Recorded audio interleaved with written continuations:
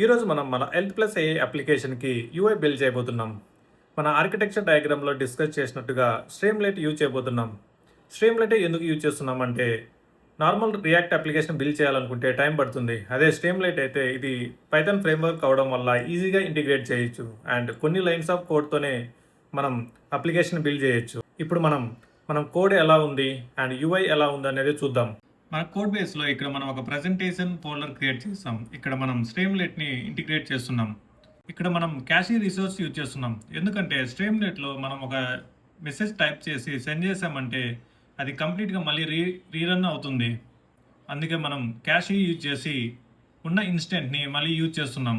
ఇక్కడ ఇంకొక ఫీచర్ ఏంటంటే సెషన్ స్టేట్ వల్ల ప్రీవియస్ కన్వర్జేషన్ మొత్తం మెమరీలో ఉంటుంది. కాబట్టి మనం చాట్ హిస్టరీ మిస్ అవ్వకుండా ఉంటుంది.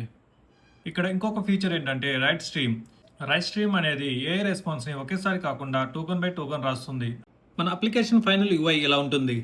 Side menu and chat window and conversation history ఇలా అన్నీ ఇక్కడ ఉంటాయి. నెక్స్ట్ వీడియోలో మనం మన హెల్త్ ప్లస్ ఏ అప్లికేషన్ యొక్క ఫైనల్ డెమోని చూద్దాం. ఈ వీడియో నచ్చింటే లైక్ చేయండి. అలానే ఈ సిరీస్ మిస్ అవ్వకుండా ఉండాలనుకుంటే ఇప్పుడే వెంకట్ ఆదినాన్ని ఫాలో అవ్వండి. Will see you in the next video.